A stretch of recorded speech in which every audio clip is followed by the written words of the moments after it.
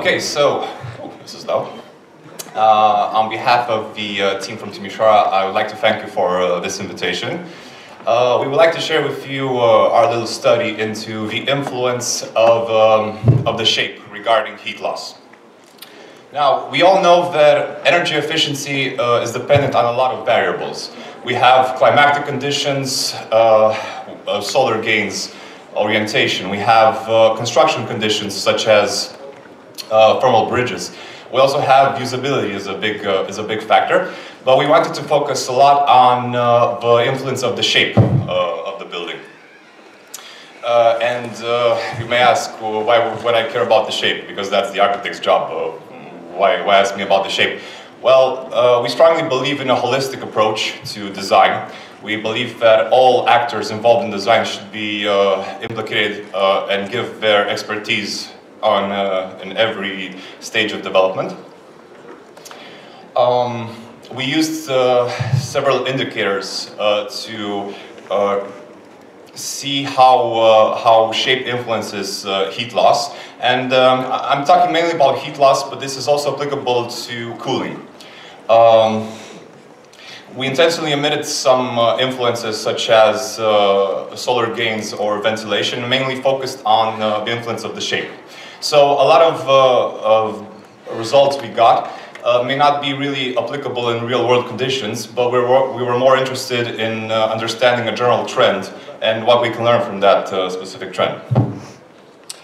Okay, so we all know that energy-efficient buildings should be compact. What exactly does that mean? Well, we want the most inner volume for the least surface area. But exactly how can you measure compact? Well, theoretically, the most compact shape is a sphere.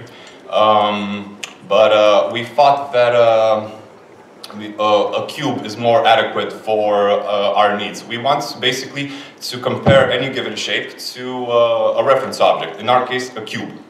So, the idea is that we develop the area coefficient to a cube of equal volume. The idea is this: we have our building that has a known volume and a known surface area. We can say that a cube of equal volume, we can calculate the surface area of a cube of equal volume and compare it to our initial object. This would be the formula. And this in a way tells us how much compact is our building in comparison to a cube. I want to stress out that this is a non-dimensional coefficient, so this is equally applicable if we're talking about a 10 meter cubed building or a 10,000 meter cube building.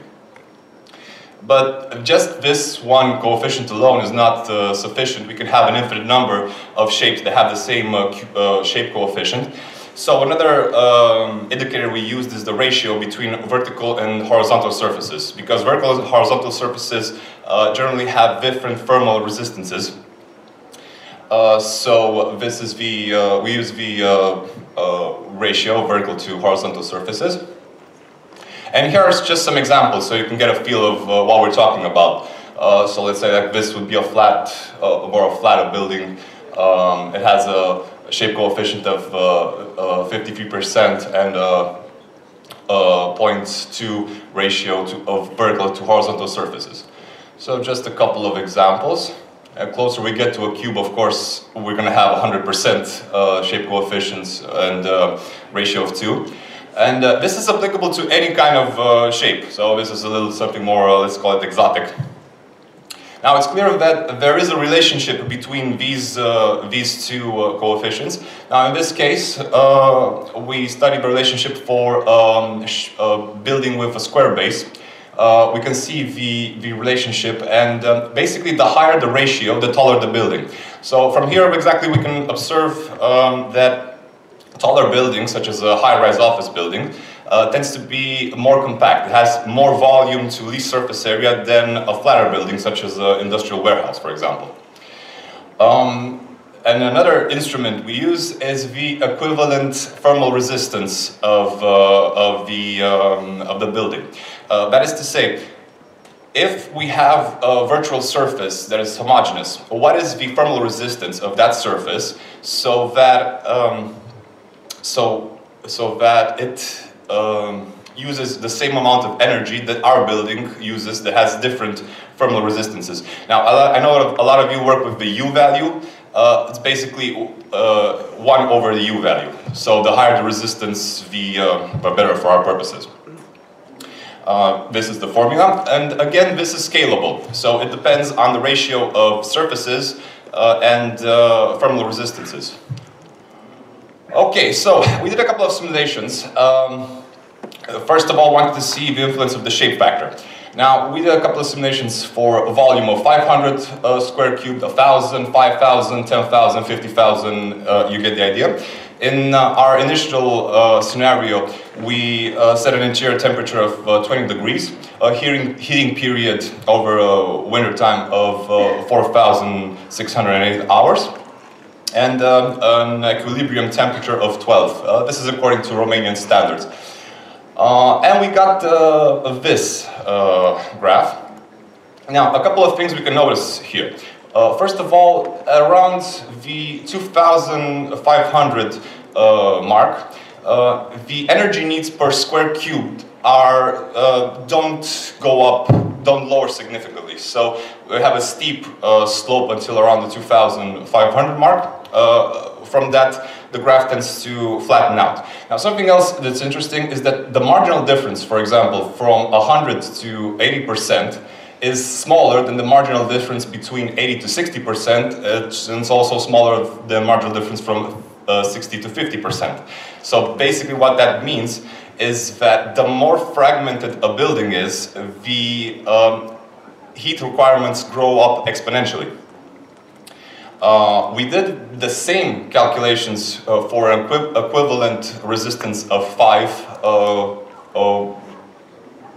meter squared Kelvin per watt, and for 10. Now here you can see for the 5 example, and this is the 10 meter per square example. 10 is not really realistic to obtain, but it's more to prove a point. Now we can see the graph tends to narrow out. And what that means is that the higher the equivalent thermal resistance, the less the shape itself has an influence on heat loss. We will consider 5 to be a very good point to aim for, and a shape coefficient of 80% would be what we would consider the minimum a shape can be considered compact. So basically, if the building has a shape coefficient over 80%, under 80%, you gotta send it back to the architect and redo it. Now, comparing the data from all examples, we also noticed here that there's the same idea. There's a marginal difference between energy needs for resistance of 5 to 10 is comparable to that of 3 and 5. So again, that means this function is logarithmic. So that means if basically I double my thermal insulation on the building, that does not mean I reduce by half the energy needs. Eventually I would have to quadruple thermal insulation to reduce it by half. Okay, now to study the influence of the ratio to the equivalent thermal resistance, we took this scenario of a 1,200 square cubed building, a 10% window ratio of vertical surfaces, and we used the thermal resistances, the minimum thermal resistances currently used in Romanian literature. As you can see, walls and windows tend to have a way lower thermal resistance than horizontal surfaces such as roofs or floor slabs. Now, for this, in this example, in this case, we can see the relationship. So basically, the higher the R value, the taller the building, and the taller the building, the lower the equivalent thermal resistance. Because the taller the building, the more vertical surfaces tend to dominate the equation. We realized that this function results from the proportions the resistances have to each other, and we realized that ideally this graph should be flat. So we tried different combinations of thermal resistances, And we got to this combination, which gave us the flattest graph. Now, another idea that came out of this was that windows, the thermal resistance of windows, tends to be the real Achilles heel of a building. So basically, it's always, heat follows the simple principle in nature of path of least resistance. If I firmly insulate the walls, I'm going to lose heat from the roof. Then I insulate the roof, I'm going to lose heat from the windows. So it's always a good idea to keep a balance between thermal resistances, not overdo something and negate something else. And we realized that, for our example at least, these ratios give us a very good balance of energy performance based on the thermal resistance of the windows. So basically, I would suggest like this. Okay, this is the project, this is the budget. What is the most best performant windows we can afford? Okay, now based on those windows, we can calculate. This is a simple calculation, but it's more of a starter point, let's call it like that, to the overall performance of the building. Now, here we can see the graph using our proportions tends to be a lot flatter than our initial proposal, and we think that a certain strategy to proportioning thermal insulations could really help reduce overall energy consumption. So, in conclusion, a couple of ideas. In no way we say these are universally applicable. But a couple of ideas that came out is that a building should have, let's say, a minimum of 80% shape factor. The higher the thermal insulation, the less the shape itself influences heat loss. And it's also important to keep a certain balance between thermal insulations. Now, we would like, as I said, in no way we think this is universally applicable. But we would like to develop this study further with more examples, introduce more variables, and eventually try to develop a design guide based on simple principles that help us obtain the best energy performance for the least effort.